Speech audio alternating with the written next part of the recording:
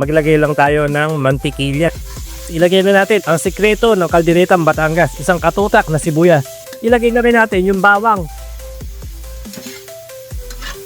Ilagay na natin yung ating tupa. Okay mga boss, takpan lang muna natin, hayaan natin magpawis. Okay mga boss, muli natin balikan ang ating niluluto na kalderetang tupa, Batangas version. Medyo malambot na yan mga boss kasi galing yan sa litsong tupa.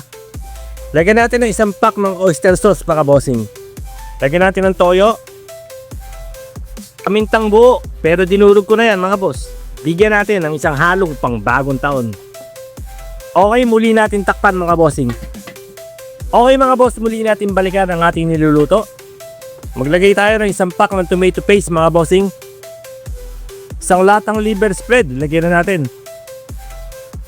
Haluin natin mga boss. Takpan ulit natin mga boss. Makalipas ang halos kalahating oras mga boss, muli natin balikan ang ating niluluto.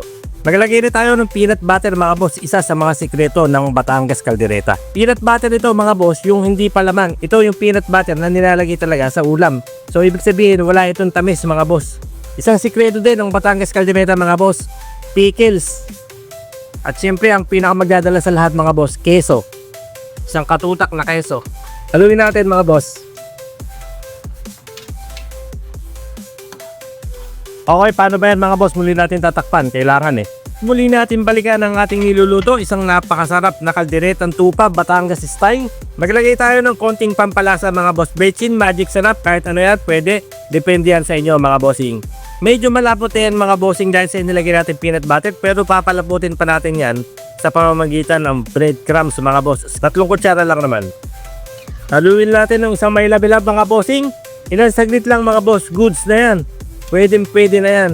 Ngayon pa lang sinasabi ko na sa inyo, eto na ang ating isang napakasarap at napakabisang kalderetang Batangas. Kalderetang tupa, Batangas version mga boss. Pang ulam at pang pulutan, bahala ka na.